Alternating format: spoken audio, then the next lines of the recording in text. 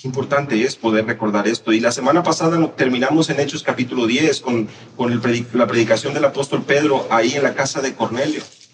Y lo que observábamos es que cuando llega a la casa de Cornelio, el apóstol Pedro no tiene que preparar el ambiente, no tiene que traer a un músico con él, no tiene que traer a un cantante para que pueda situar el ambiente correctamente. No le pide a nadie que apague las luces, que ponga efectos especiales, ¿verdad? Que tenga que poner un poquito de humo, que tenga que bajarle, cubrir las ventanas, ¿verdad? Seguramente en aquel tiempo para poder sensibilizar los corazones. No, eso no es necesario para que el Espíritu Santo pueda obrar en el corazón del pecador. Eso no tiene nada que ver. Nosotros no estamos mediante obras y estrategias humanas ayudándole o facilitándole el camino a Dios, al Dios todopoderoso y soberano. Vean que hasta ridículo suena eso. ¿Cómo nosotros como criaturas vamos a poder situarnos a querer, entre comillas, ayudarle o ayudar el mover del Espíritu Santo en un lugar?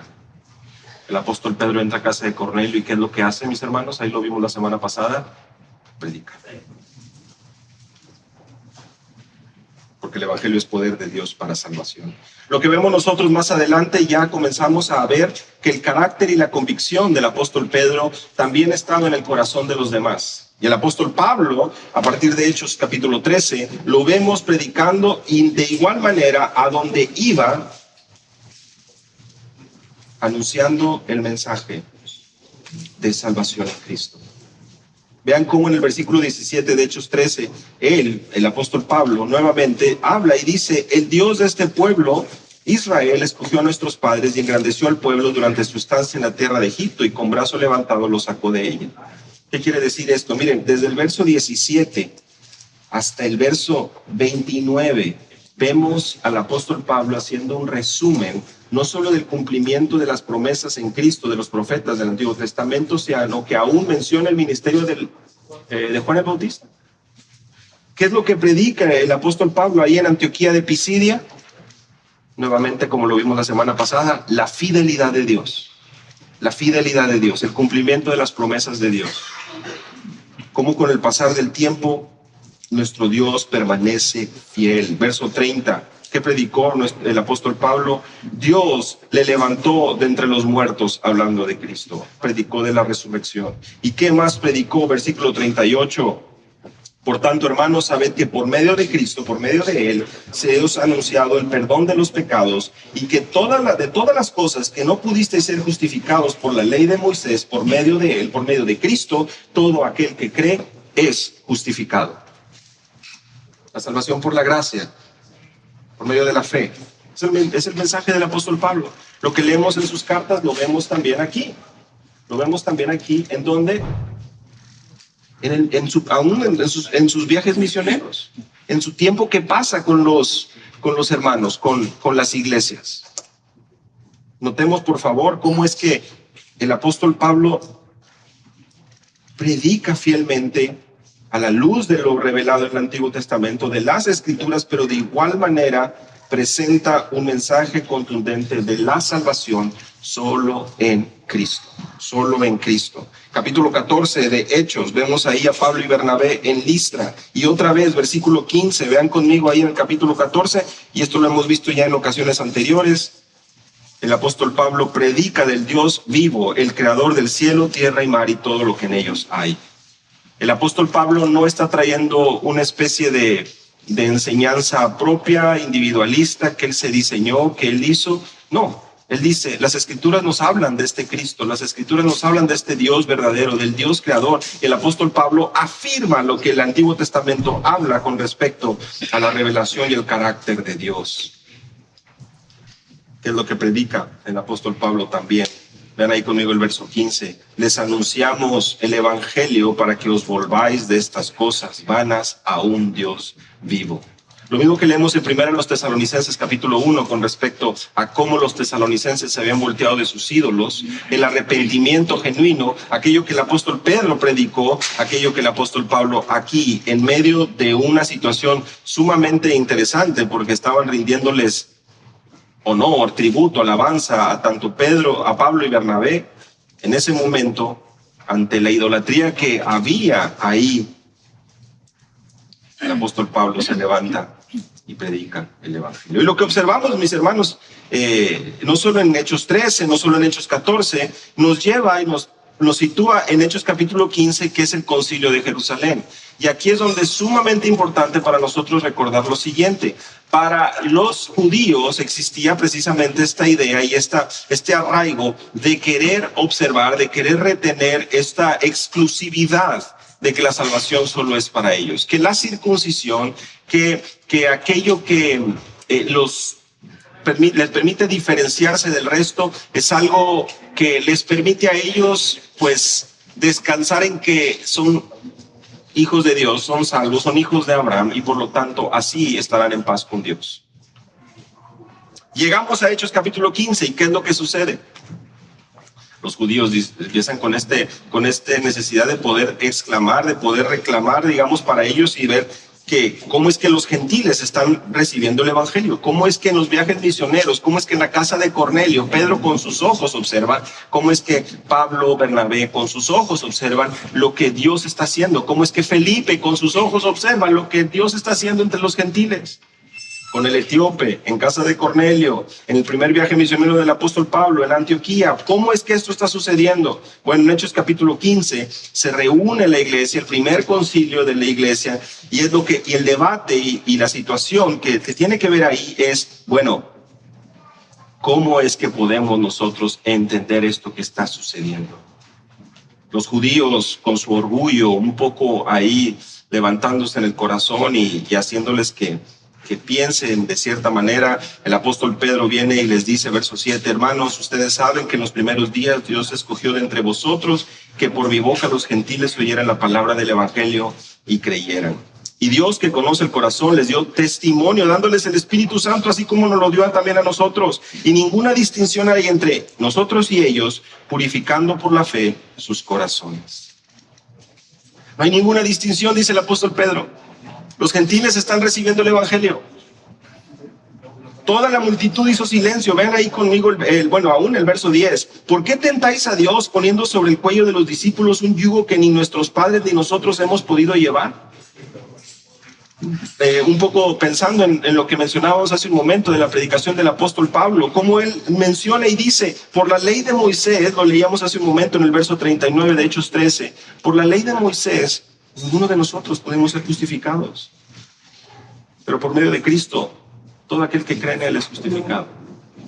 Un yugo que es imposible de llevar, un yugo que nosotros, dice el apóstol Pedro, ni nuestros padres hemos podido llevar, pero creemos que somos salvos por la gracia del Señor Jesús, de la misma manera que ellos también lo son. Verso 11 de Hechos 15.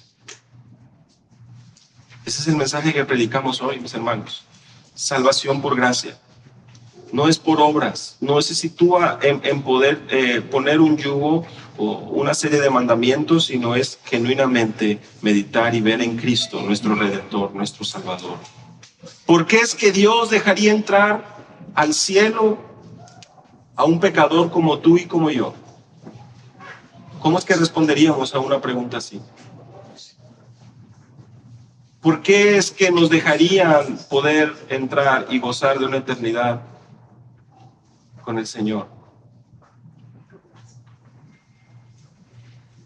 Por pura gracia, por la obra de Cristo, porque Él cumplió la ley de Dios de manera perfecta y hoy somos revestidos de su justicia y hoy nosotros podemos tener entrada confiadamente al trono de la gracia para que aún durante nuestro tiempo en esta tierra podamos recibir ese oportuno socorro.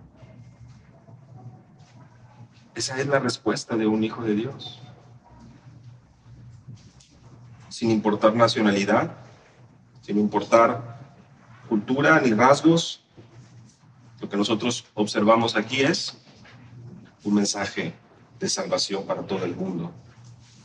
La multitud hizo silencio y Bernabé y Pablo empiezan a contar lo que Dios ha hecho en medio de los gentiles. Y también Jacobo, medio hermano de nuestro Señor Jesús, también conocido como Santiago. Con los varones ya estudiamos cómo es que pasamos de este nombre Jacobo a Santiago, pero es la misma persona. Básicamente es una transición en el idioma y lo estuvimos observando, estudiando hace algunos miércoles atrás, pero aquí Jacobo, es decir, el medio hermano de Jesús, no el hermano de Juan, porque el hermano de Juan había sido llevado a la muerte tan solo unos versículos antes. Pero aquí Jacobo es el que responde y menciona citando la escritura. Versos 16 al 17 y 18, date cuenta y puedes observar ahí que que Jacobo está hablando y mencionando y citando Amós capítulo 9, Jeremías capítulo 12. Está citando la escritura, está exponiendo la escritura, está predicando lo que los apóstoles, que lo que los profetas habían anunciado. Los gentiles también serían llamados, que los gentiles y la salvación del Señor vendría también para aquellos que no estaban necesariamente en el pueblo judío, que hubiesen nacido como judíos. El mensaje de los apóstoles, mis hermanos, que observamos y que continuamos viendo a detalle, su carácter, su convicción, su predicación, no radicaba en esfuerzos humanos, no radicaba en estrategias humanas, radicaban en fidelidad a la palabra. Puedes observar cómo es que vemos tantas citas del Antiguo Testamento tan solo en los primeros 15 capítulos del libro de los Hechos. ¿Cuántas referencias al Antiguo Testamento observamos? ¿Cuántas hemos notado ya en la predicación de Pedro, en la predicación de Pablo y en el concilio ahora de Jerusalén? Estudiar las Escrituras se convirtió en un privilegio, en algo tan bello, tan necesario. Y es algo que debe permear hasta nuestro tiempo hoy. ¿Te das cuenta por qué importa tanto prestar atención al fundamento de la iglesia? Efesios capítulo 2, verso 20, lo estudiamos hace un par de semanas. Este periodo de la iglesia que vemos aquí, fundacional, se convierte en un parámetro, convierte en poder apreciar el ejemplo, en poder apreciar la convicción, en poder apreciar el carácter, en poder apreciar que su mayor temor, su mayor objetivo no radicaba en buscar quedar bien con las personas. Su mayor objetivo, su mayor pasión realmente radicaba en poder proclamar las verdades de Cristo. Y si eso iba a traer sufrimiento a sus vidas, ellos estaban dispuestos a pagar el precio. Mis hermanos, lo que tú y yo leemos acerca del testimonio de Pablo, Pedro, son dificultades, son cárceles, muertes, pues de mártires realmente, en el caso concreto de gran número de los apóstoles. ¿Ustedes creen que estuvo encarcelado Pedro, que estuvo encarcelado Pablo, que sufrió lo que sufrieron, naufragios, azotes, piedras, ¿no?, golpeando su cuerpo? ¿Ustedes creen que sufrieron todo esto porque les faltó fe? Porque no le creyeron a Dios que debían de llevar una vida con prosperidad económica y de comodidad. ¿Ustedes creen realmente que el mensaje que predicaron los apóstoles es aquello que se escucha en muchos lugares el día de hoy? Aún con tristeza lo decimos en nuestra ciudad. Preocupados y enfocados por el bienestar económico, por el bienestar y la prosperidad, por el no sufrimiento. Mis hermanos, si algo modelaron los apóstoles de nuestro Señor Jesucristo, es que este cuerpo que tenemos, aquello que el Señor nos ha dado, está y existe para ponerlo al servicio de su gloria. El fundamento de la iglesia radica en poder apreciar la predicación de los apóstoles, su carácter, su convicción, su denuedo, pero sobre todas las cosas, que ellos eran vasos de barro, instrumentos en las manos del Redentor, instrumentos en las manos del Rey de Reyes. No es que tuviera algo especial en sí. 1 Corintios capítulo 1 nos habla que de lo vil y no menospreciado escogió Dios. No se trataban de superhéroes, se trataban de hombres, que también nos deja muy claro la Escritura, sobre todo en los Evangelios, que estos discípulos, en especial Pedro, pues no brillaban mucho por su astucia o por una valentía genuina, piadosa, pero guiados por el Espíritu y andando en temor reverente al Señor, ellos pudieron dar testimonio fiel. ¿A qué grado?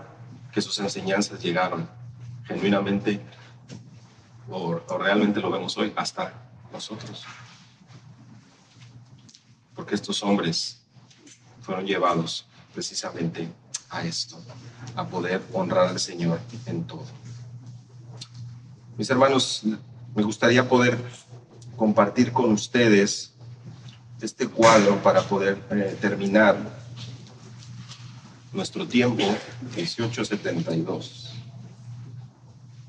Y es un poco poner en perspectiva lo que, o poner en limpio, por así decirlo, lo que tenemos ahí en nuestro, lo que tenemos en nuestro libro.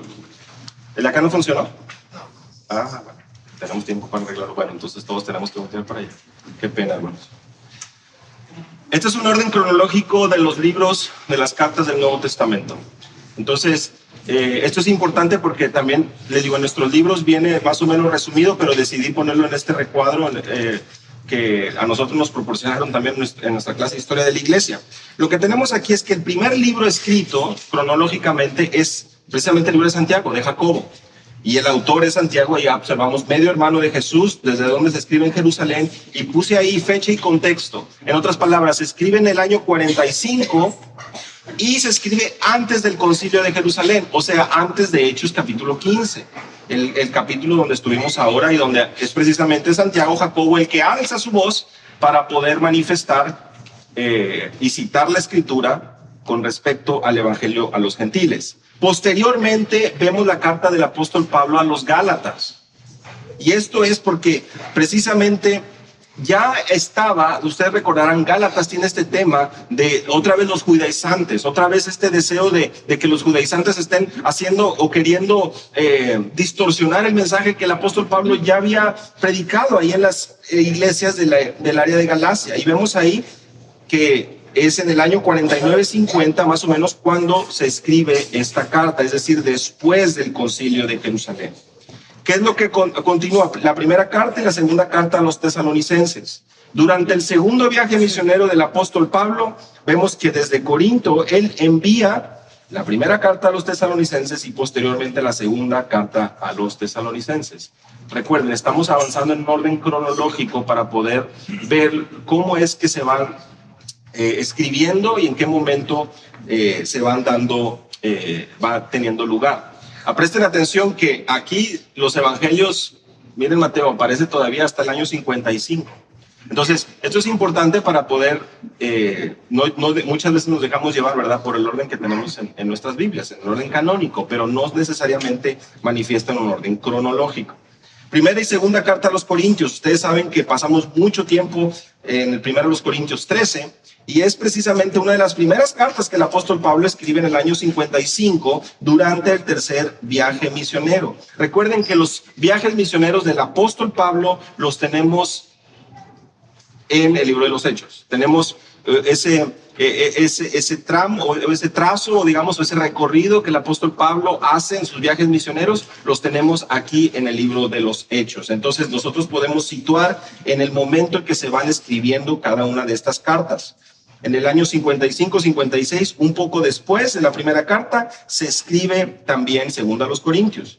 Y tenemos nosotros una referencia a una posible carta adicional en el capítulo 2, verso 4, pero de esto, pues efectivamente sabemos, no lo tenemos en nuestras Biblias. La carta a los Romanos, vean ahí, la carta a los Romanos,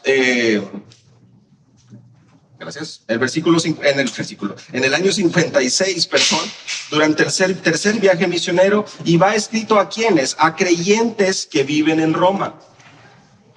Desde Corinto, el apóstol Pablo está escribiendo en el año 56 a los romanos. Entonces, finalmente llegamos al primer evangelio, Mateo, es escrito por Mateo en Jerusalén, posiblemente, por eso tiene un asterisco ahí, entre el año 55 y 59, y tiene como fin poder presentar a Jesús como el rey de los judíos. Por eso es que hablamos que este evangelio es un escrito apologético hacia los judíos. Posteriormente avanzamos, seguimos aquí con Lucas.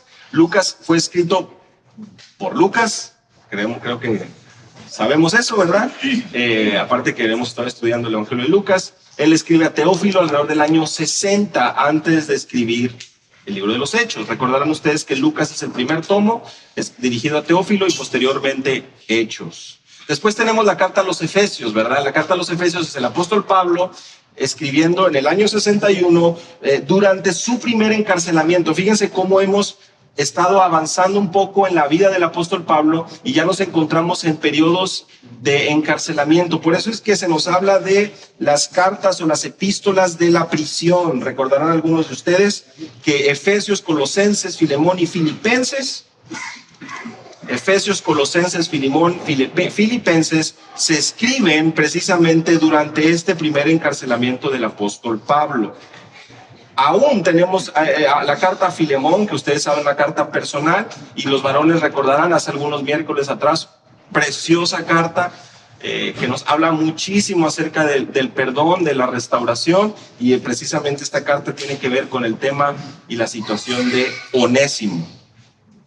Ahora sí, después de un año aproximadamente, Lucas escribe el segundo tomo de el Evangelio que él escribió, precisamente el ministerio de nuestro Señor Jesús y ahora el ministerio del Espíritu Santo a través de los apóstoles. Hechos desde Roma y una continuación del Evangelio, y como observamos termina de manera abrupta con el primer encarcelamiento de Pablo.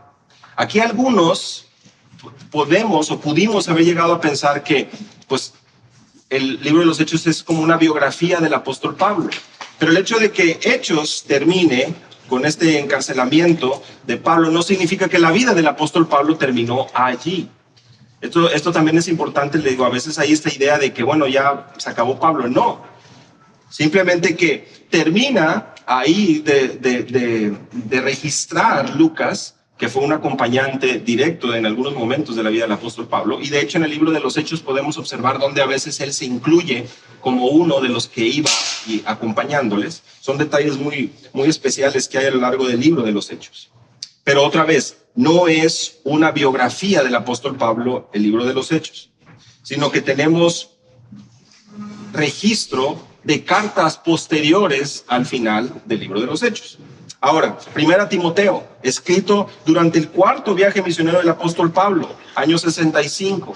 En otras palabras, algo que no tenemos registrado en el libro de los Hechos, pero que la Escritura nos habla precisamente de momentos en los que Tito es dejado en Creta, por ejemplo, del deseo del apóstol Pablo de estar en España. Entonces, tenemos esas referencias en el Nuevo Testamento y además una situación de prisión muy diferente al final de 2 Timoteo, lo que se nos describe al final de 2 Timoteo y lo que está viviendo al final del libro de los Hechos son condiciones de prisión muy distintas que nos hacen y nos apuntan a afirmar que el apóstol Pablo vivió otro encarcelamiento posterior al primero registrado en el libro de los Hechos.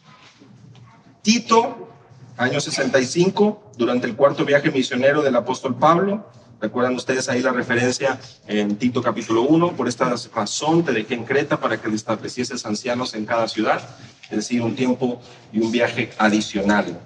Bueno, aquí llegamos a un punto muy interesante, porque aquí en el año 65 aproximadamente, finales del 64, tenemos lo que comienza como la persecución de Nerón. Y ya estamos por terminar, pero así rápidamente sucede algo, pues, un incendio. Recordarán ustedes, habrán escuchado acerca de esto. Nerón, un gobernante un tanto, no sé si loco es la palabra, pero posiblemente sí va por ahí. Pero el hombre realmente, hay varios escritos históricos con respecto a su comportamiento durante este tiempo, lo que nos habla de reacciones muy extrañas, cantando o afirmando poemas, literatura, todo este tema de las artes y viendo a la ciudad incendiarse y él realmente pasando por momentos muy turbios, seguramente situaciones muy, muy graves también en su corazón y en su maldad.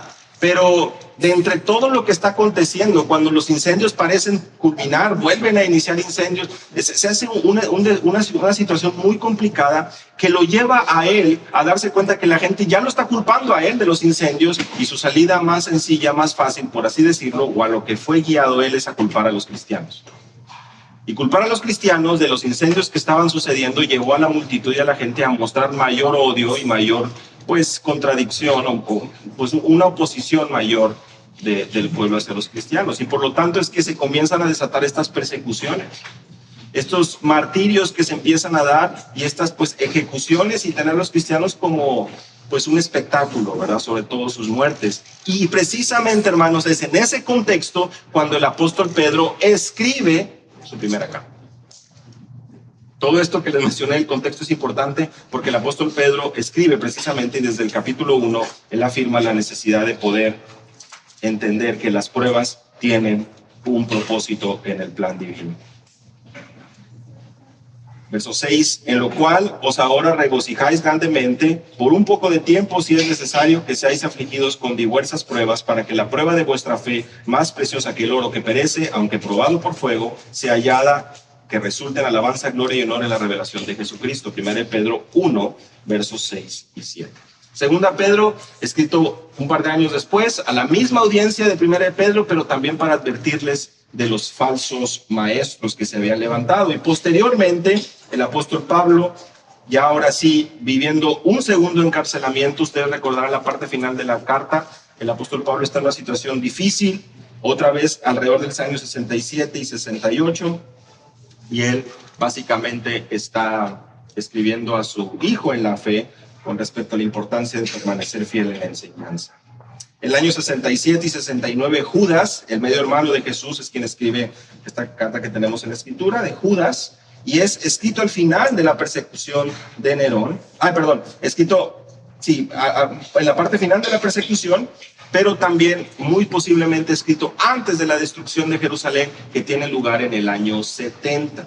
En el año 70 lo que acontece es que esta destrucción de Jerusalén por parte de las autoridades romanas viene y permite que los judíos tengan que salir, tengan que huir a otros lugares. El templo es destruido, realmente es una situación sumamente triste, sumamente difícil para el pueblo, para los judíos, y por esa razón ellos tienen que salir. Eso sucede en el año 70. Y fíjense ustedes cómo acontece que tanto Hebreos, Marcos, Juan, tercera de Juan y Apocalipsis van aconteciendo muy seguramente en esos años o después. Hebreos, ustedes lo saben, fue posiblemente, algunos afirman, se inclinan más porque el apóstol Pablo fue quien escribió la carta a los Hebreos. No tenemos certeza completa, pero si no fue el apóstol Pablo, sí sabemos que fue bajo la autoridad de alguno de los apóstoles. Posteriormente tenemos el Evangelio de Marcos. Marcos fue quien recibe en un sentido las memorias hace una recolección de lo que el apóstol Pedro ha mencionado. Por eso es que Marcos, a pesar de que no es un discípulo, sí que es un hombre que estuvo cercano a los apóstoles y escribió bajo la autoridad de uno de ellos.